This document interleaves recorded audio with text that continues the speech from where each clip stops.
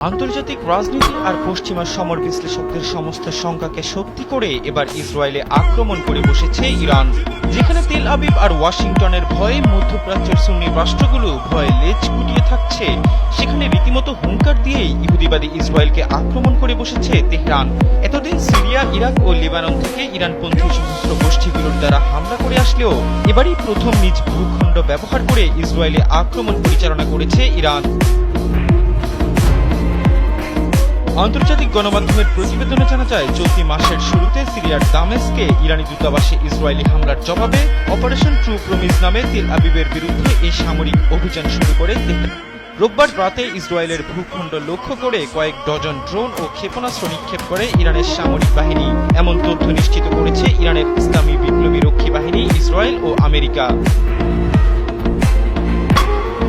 ইরানের ছোড়া এসব ড্রোন ইসরায়েলের আকাশসীমায় প্রবেশ করতে কয়েক ঘন্টা সময় লাগতে পারে বলে জানা যায়। ইসরায়েলের সামরিক বাহিনীর রিয়ার অ্যাডমিরাল ড্যানিয়েল হাগারি জানান, ইরান ইসরায়েলে ভূমি থেকে ভূমিতে নিক্ষেপযোগ্য কয়েক ডজন ক্ষেপণাস্ত্র নিক্ষেপ করেছে, যার বেশিরভাগই ইসরায়েলের সীমান্তের বাইরে আটকানো হয়েছে। তাদের মধ্যে 10টিরও বেশি ক্রুজ ক্ষেপণাস্ত্র রয়েছে বলে জানান তিনি। ইসরায়েলি সংবাদ মাধ্যম টাইমস অফ ইসরায়েল জানিয়েছে, তাদের বিমান বাহিনী শতাধিক ড্রোন শনাক্ত করেছে, যেগুলোর উপর সার্বক্ষণিক নজর রাখা হচ্ছে। ড্রোনের পর ইরান ক্ষেপণাস্ত্র দিয়ে হামলা চালাবে এমন সম্ভাবনা নিয়ে প্রস্তুতি নিচ্ছে বিমান বাহিনী।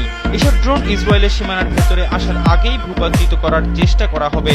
নাম প্রকাশ না করার শর্তে ইসরায়েলি সামরিক বাহিনীর এক কর্মকর্তা জানান, এই হামলার জবাব কঠিনভাবে দেয়া হবে। গেল 1 এপ্রিল দামেস্কের ইরানি দূতাবাসে হামলা চালিয়ে আইআরজিসির শীর্ষ 3 জেনারেল ও কয়েকজন সামরিক কর্মকর্তা সহ অন্তত 13 জনকে হত্যা করে ইসরায়েল। যদিও আনুষ্ঠানিকভাবে এই হামলার দায় স্বীকার করেনি তেল আবিব। এরপরেই হামলার কঠোর জবাব দেওয়ার ঘোষণা দেয় ইরান।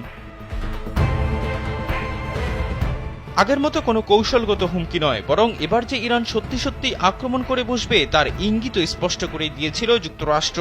হামলা মোকাবেলায় ইসরায়েলকে লৌহ বর্মের সুরক্ষা দেওয়ারও প্রতিশ্রুতি দিয়েছে আমেরিকা। ইহসান আব্দুল্লাহ, কালবেলা ডেস্ক।